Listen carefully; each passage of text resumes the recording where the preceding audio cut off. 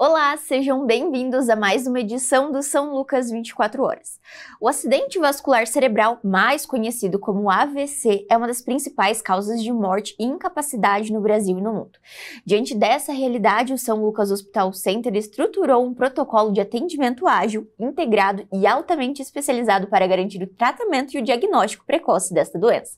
E para falar mais sobre esse protocolo e como ele funciona, vamos conversar com o Dr. Álvaro Moreira da Luz, que é neuroradiologista intervencionista, e também com o Dr. Gabriel Zenatti, que é residente do último ano de neurocirurgia do São Lucas Hospital Center. Sejam bem-vindos novamente ao São Lucas 24 Horas, doutores. Obrigado.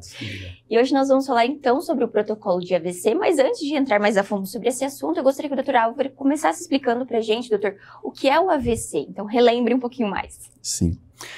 O AVC, ele é uma sigla que significa acidente vascular cerebral, ou acidente vascular encefálico em alguns textos. E ele se refere à doença cerebrovascular. O que é isso?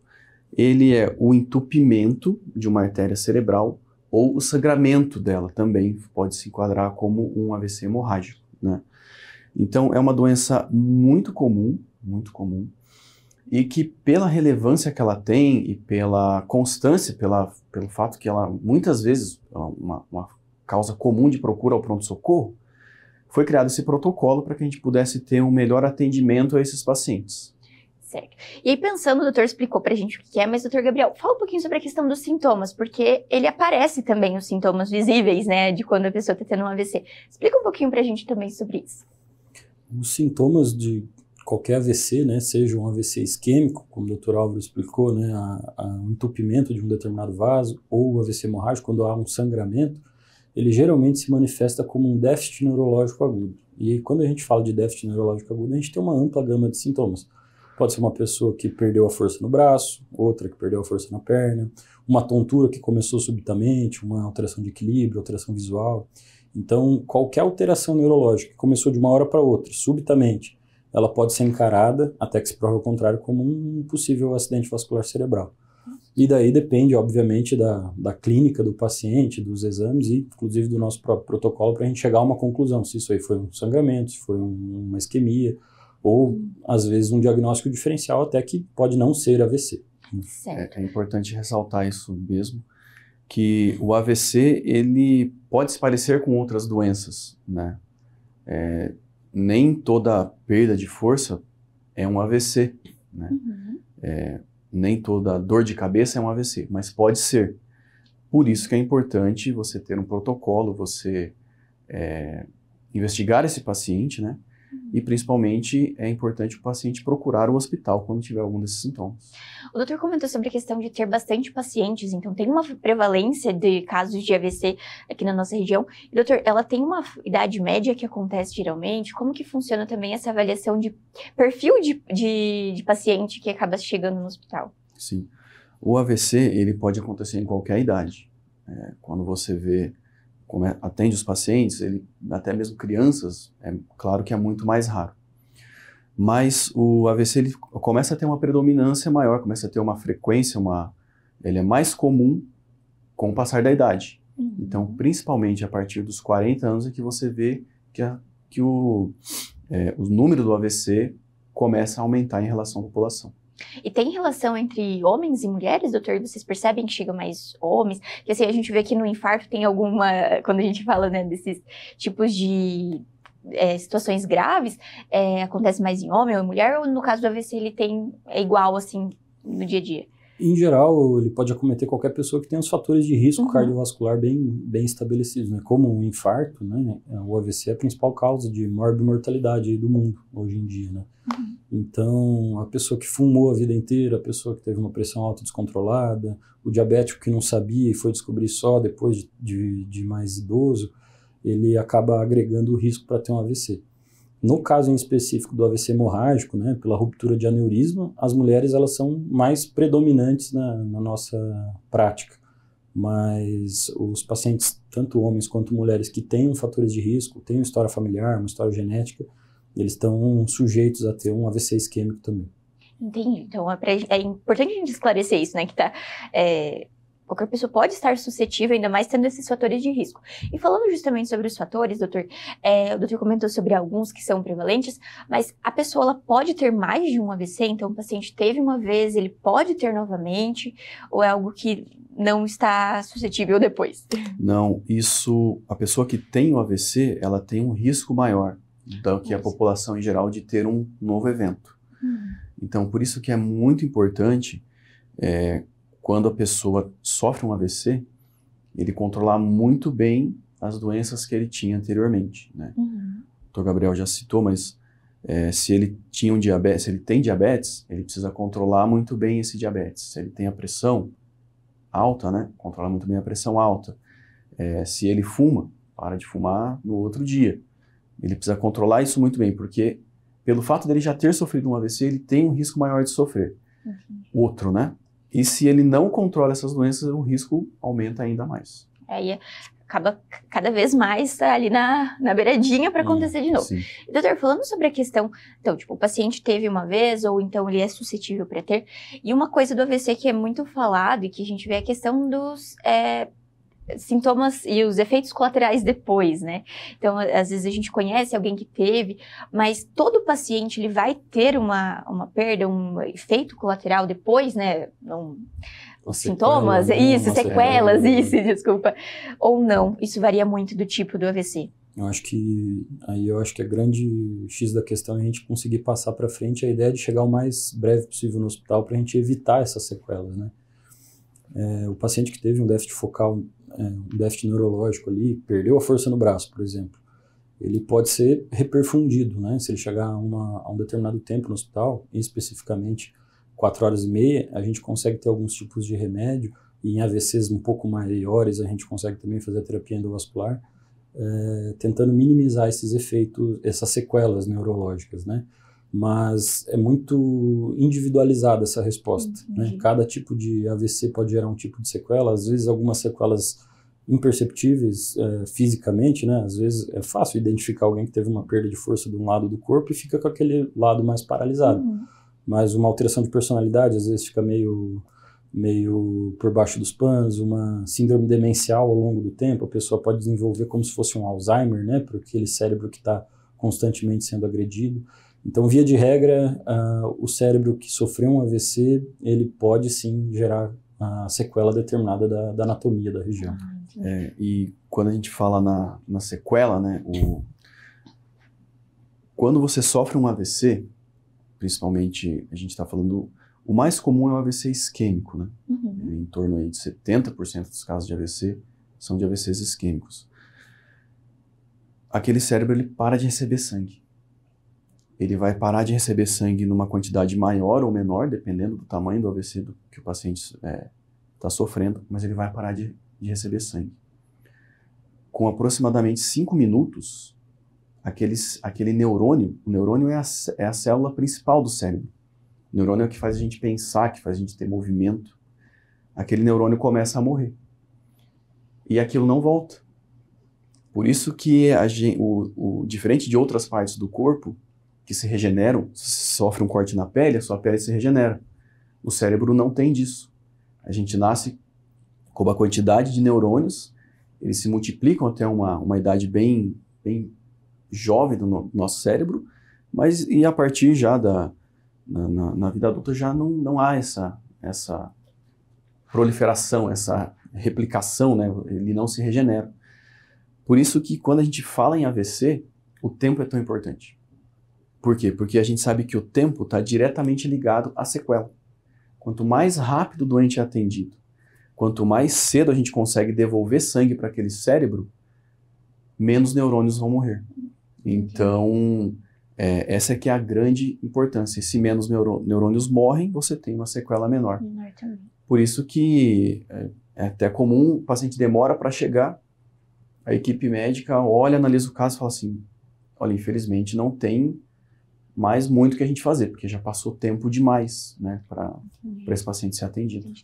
E essa questão do tempo é sempre falado bastante, né, doutor? E como que funciona, então? Esse paciente começou a perceber os sinais, ou alguém até mesmo, né, familiar, percebeu que tem alguma coisa de diferente naquele paciente, ele deve ser encaminhado prontamente para o pronto-socorro, doutor. E como que acontece? Então, como que é feito, agora pensando no protocolo, que a gente vai falar um pouquinho mais, esse paciente chega no pronto-socorro do São Lucas, quais são as diretrizes, o que acontece com esse paciente aqui no caso de um AVC? Assim, eu acho que o atendimento do AVC bem feito, ele começa primeiro já no pré-hospitalar. Antes do paciente chegar no hospital, ele já tem que ser atendido com agilidade. Uhum. Então, às vezes é mais benéfico para o paciente ligar, chamar o SAMU em casa e começar aquele atendimento inicial lá já na ambulância até chegar no hospital, do que botar no carro e trazer correndo para o hospital. Mas o fato é que esse paciente tem que chegar o quanto antes no pronto-socorro. Ao longo do tempo, né, várias terapias de reperfusão foram sendo administradas aí na prática clínica, e hoje o que o nosso protocolo ele trabalha são baseados na terapia de reperfusão química, com um remédio que a gente faz na veia, ou com a terapia de reperfusão mecânica, né, que seria uma terapia endovascular. Entra com um catéter, o Dr. Álvaro provavelmente vai explicar um pouco melhor, mais detalhadamente, um catéter para tentar aspirar aquele trombo lá dentro da cabeça em algumas situações específicas. Uhum. Por que 4 horas e meia, né? Por que não pode ser 4 horas e 45? Porque vários estudos ao longo do tempo foram tentando estudar o risco e o benefício de se fazer esse remédio. O remédio que se faz é um remédio trombolítico, então ele dissolve o trombo, não só naquele lugar que está com AVC, ele pode dissolver um trombo que está em qualquer outro local do corpo, então pode gerar sangramentos. E, especificamente no AVC, quando a gente aumenta essa janela terapêutica para 5, 6 horas e faz esse remédio, a gente aumenta bastante também o risco de transformação hemorrágica lá na cabeça. Então, aquele cérebro que estava sem receber sangue, ele começa do nada a receber tanto sangue ou soltar um trombo ali que pode gerar uma transformação hemorrágica e pode ser uma catástrofe por vezes. Então, por isso que é importante chegar até esse momento das 4 horas e meia para que não seja feito mais mal do que bem com a terapia reperfusional. Olha, isso é bem importante de falar também. Então, de novo, tempo é qualidade, tempo, como a doutora já falou. Tempo é fundamental. Tempo é cérebro.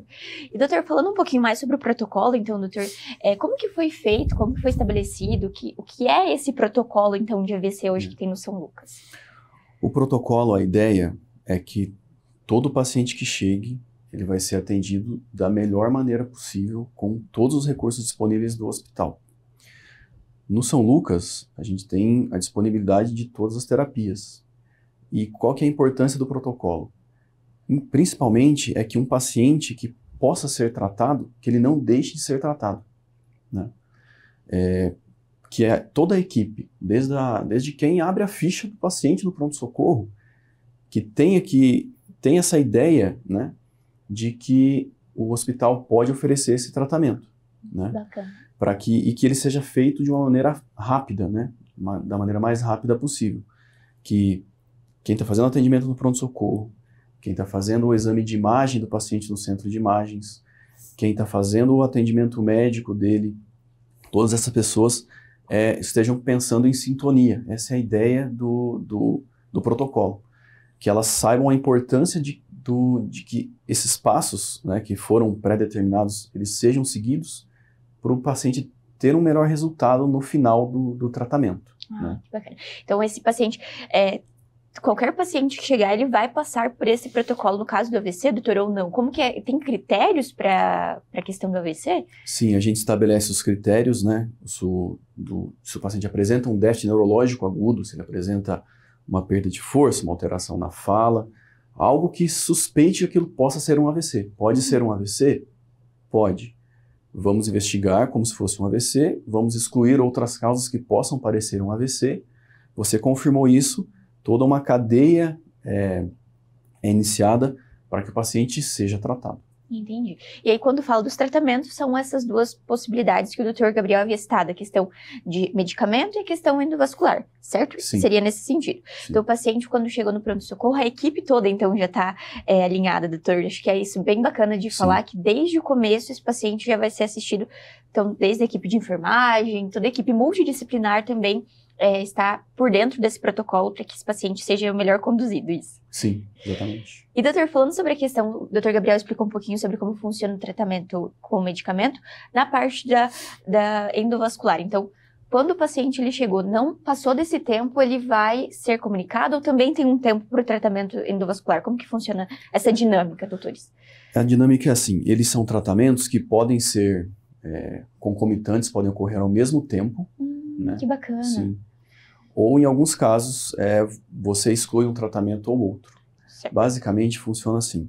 A terapia que a gente chama de trombolítica, que é quando você dá um remédio para o paciente para tentar dissolver aquele coágulo que está entupindo, que está impedindo o sangue de chegar no cérebro, ele pode ser feito até 4 horas e meia. Uhum. A partir desse tempo, você vê que não tem benefício de você fazer para o paciente, aumenta muito o risco.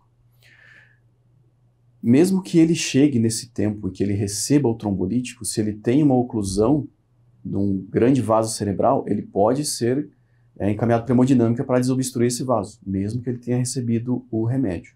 Que bacana.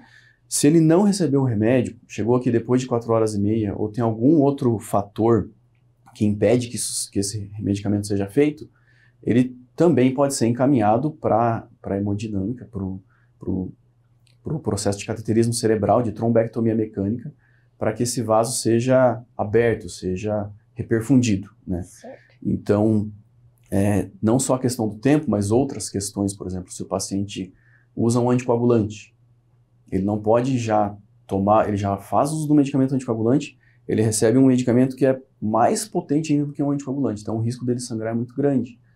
Entendi. Mas para o cateterismo, esse risco é menor, então ele pode ser realizado. Então tem todas essas nuances, né, do tratamento que o protocolo abrange para que a gente possa tratar esses pacientes, quando eles têm a indicação do tratamento. Isso é bem legal de falar. Então, existem toda uma avaliação muito criteriosa, né, doutor, de como que vai ser a condução desse paciente.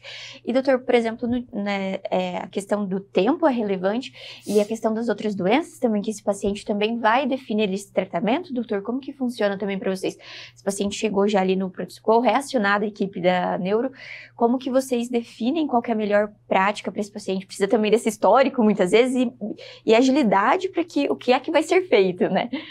Em geral, o paciente ele chega no pronto-socorro, trazido ou não por uma ambulância, e o primeiro médico que vai ver esse doente vai ser o médico plantonista lá do pronto-socorro. Então, dentro desse grupo grande de sintomas que eu disse de perda neurológica aguda, né, existem vários outros diagnósticos diferenciais. A gente citou aí durante a conversa alguns, por exemplo, uma pessoa que chega com uma glicemia muito baixa, um diabético que exagerou na insulina em casa e está com a glicemia bem baixa, ele pode chegar mimetizando um AVC e, no fim das contas, o médico do pronto-socorro mesmo vai resolver fazendo uma glicose naquele paciente. Uhum. Então, ele faz esse atendimento inicial, essa triagem médica, e chegando à conclusão que aquilo pode ser realmente um AVC, a equipe da neuro vai ser acionada.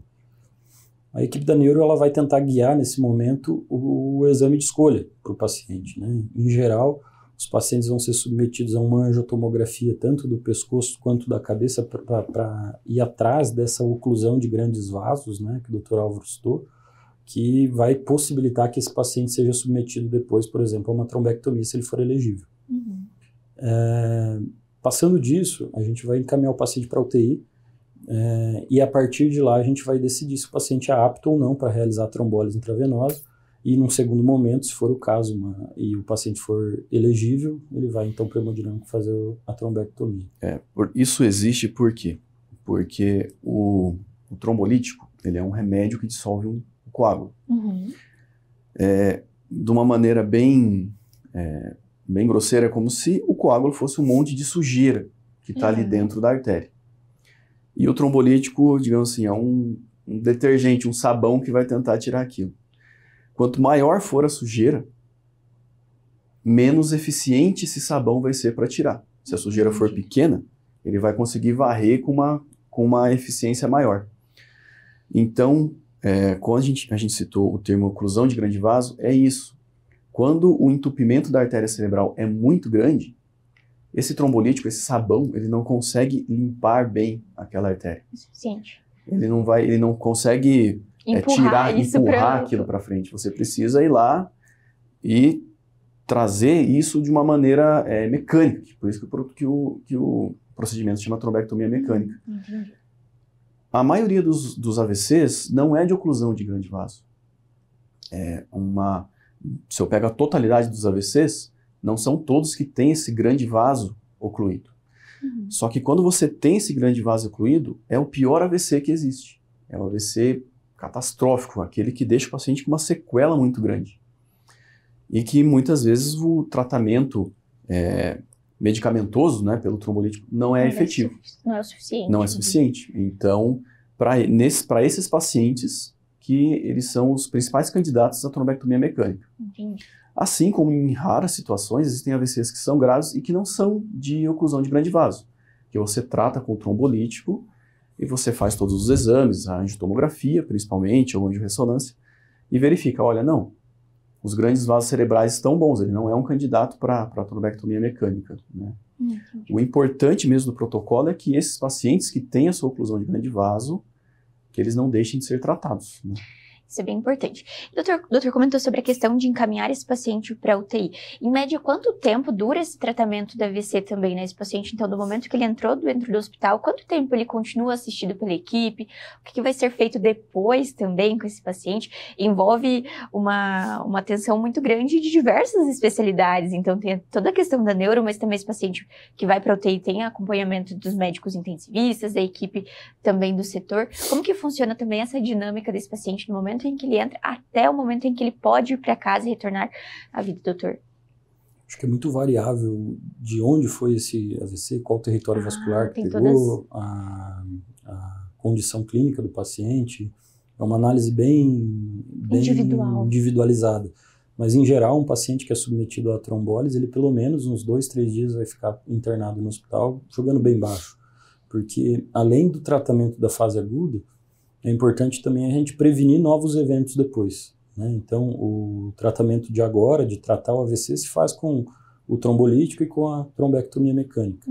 Mas, muitas vezes, o paciente chega depois das 4h30, ou o paciente piorou durante o internamento, e a gente tem que tentar fazer alguns outros exames para descobrir por que aconteceu aquele AVC, né? Que é a pergunta de ouro, assim, que o paciente faz para a gente. Qual foi a causa? E você fala assim, aconteceu, né? Olha, vamos investigar. Infelizmente, a gente nem sempre consegue dar a resposta exata para o paciente, né? A gente vai pelas causas mais comuns. De onde veio esse AVC? Ele veio de um entupimento de uma artéria chamada carótida, por exemplo. Ele veio de uma arritmia cardíaca, né? Ele veio de um problema de coagulação do paciente, um problema sanguíneo mesmo, né? De onde isso veio? Então, no primeiro momento, a gente resolve o AVC. Não, vamos resolver o AVC. No segundo momento, vamos investigar o porquê isso aconteceu, principalmente para evitar que isso aconteça de novo, né? Então, nesse momento, o paciente, ele é acompanhado pela equipe da neuro, ele é acompanhado pela equipe da medicina intensiva, mas, em paralelo, a gente pode solicitar outros profissionais, um cardiologista, um hematologista, né? Para que ajude a gente nessa investigação. Entendi. E, doutor, quais são as causas? O doutor explicou um pouquinho sobre essas causas mais comuns, mas varia da vida desse paciente também, né? Tem que fazer todo esse histórico de entender quem que é esse paciente para achar a causa. Mas, de modo mais geral, quais são os mais comuns, assim, que vocês percebem? Doutor Gabriel, pode falar? Doutor, pode complementar? A maioria dos AVCs, né, a gente fala dos casos de oclusão de grande vaso e tal, de algumas catástrofes que a gente vê, né, mas a maioria dos AVCs eles são pequenos e são causados em arteríolas menores do cérebro que vão sendo fechadas cronicamente por aterosclerose, né, que é a placa de gordura na parede do vaso que vai sendo precipitada pelo cigarro, pela pressão alta gerando aquele estresse vascular, a diabetes. Então, esses AVCs pequenos, né, aterotrombóticos que a gente chama, eles são prevenidos com medicação antiagregante, o AS, o clopidogrel, que o pessoal toma aí ao longo da vida. Mas os AVCs maiores, que tem uma causa identificável, por exemplo, os AVCs cardioembólicos, né, que são esses da arritmia do coração, que faz um coágulo e sobe para o cérebro, ou um AVC por uma estenose de carótida também, que tem uma placa que pode soltar essa placa de gordura e ir lá para cima, eles são potencialmente tratáveis, né? Então, o objetivo de fazer essa investigação já dentro do hospital é que o paciente saia do hospital já sabendo pelo menos essa causa e se vai ter que tratar num primeiro ou num segundo momento. Né? Entendido.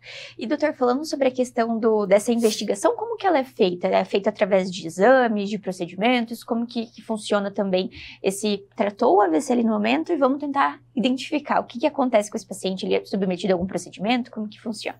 Sim, é importantíssimo o paciente ser investigado e existem alguns exames básicos, principais, que a gente faz para todo paciente. Todo paciente que sofreu um AVC, ele é investigado primeiro da causa cardíaca.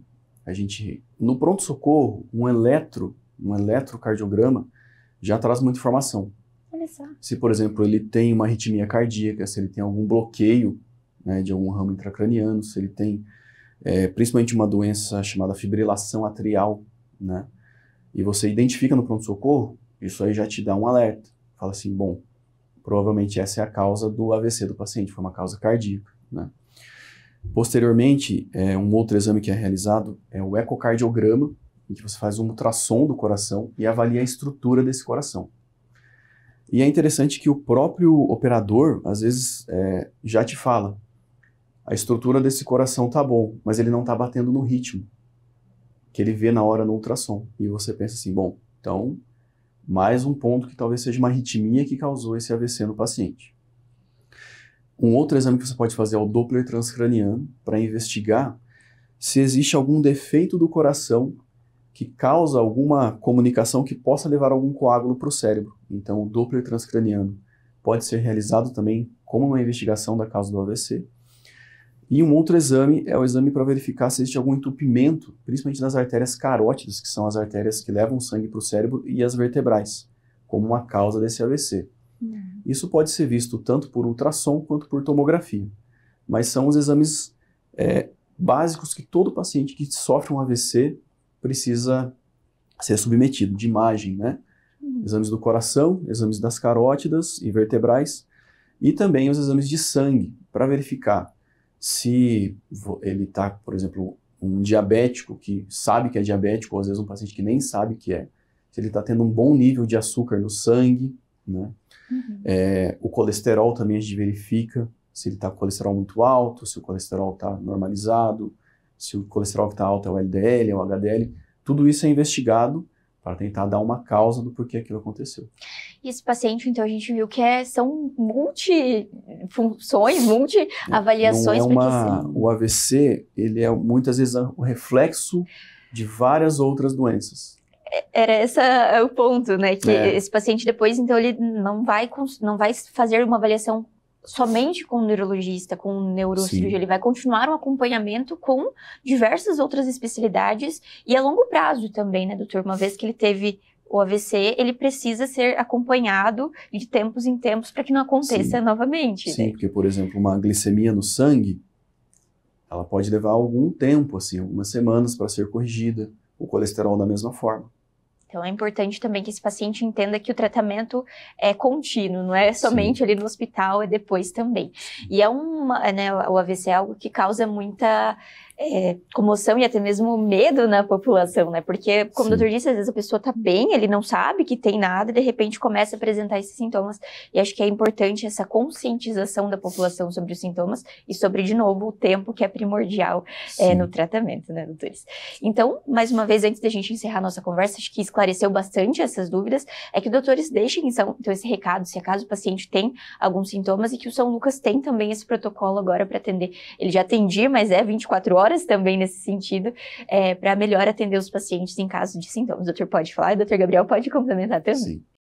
O recado principal da nossa conversa de hoje é: você precisa valorizar o paciente que tem algum déficit neurológico, que é o quê? Alguém que teve uma alteração na face, por exemplo, ele dá um sorriso e você vê que um lado está diferente do outro, alguma alteração na fala, a pessoa não consegue falar com clareza, alguma alteração de movimento do braço ou da perna, que isso pode sim ser um AVC. E que você não deve esperar isso melhorar ou não dar valor para isso, porque você pode estar perdendo tempo muito precioso, está perdendo cérebro numa situação como essa. E que a procura ao hospital faz total diferença, principalmente na questão da sequela posterior para o paciente. Então, na suspeita de algum desses sintomas, seja o próprio paciente, seja um familiar que identificou isso, procure atendimento o mais rápido possível. Isso aí, melhor descartar que não seja do que depois ele não ter o tratamento no Sem tempo dúvida. certo, né, doutor? Exato. Doutor Gabriel. E eu acho que vale também a mensagem que a gente está aqui trabalhando para tentar virar uma referência no atendimento ao AVC, né? O objetivo primordial aí é, obviamente, fazer o bem para os pacientes, mas isso precisa de uma cascata de pessoas envolvidas, né, que a gente conversou durante toda a nossa conversa aí. Inclusive o pré-hospitalar. Então, o objetivo principal é que a gente tente conscientizar todo mundo para que acione o SAMU, acione o SOS Unimed, no caso dos pacientes portadores do convênio, o CIAT nas vítimas de trauma, principalmente, mas provavelmente devam se envolver, né, junto ao AVC. E o sistema, tanto pré quanto hospitalar, está apto para tentar, de maneira ágil, agilizar a vida aí dos pacientes que estão com déficit focal súbito. Então é isso, doutores. Muito obrigada novamente pela presença. É sempre muito importante levar essa informação para quem está assistindo, porque, como o doutor disse, é algo que acontece recorrente, então quanto mais pessoas saberem, é importante também saberem que tem os tratamentos devidos para esse caso de AVC. Então, muito obrigada, doutor Álvaro, doutor Gabriel. Sempre um prazer tê-los aqui conosco. Obrigado. E o São Lucas 24 horas de hoje fica por aqui, mas não deixe de acompanhar as redes sociais através do @FH São Lucas Cascavel para ficar por dentro de todas as novidades. E até o próximo!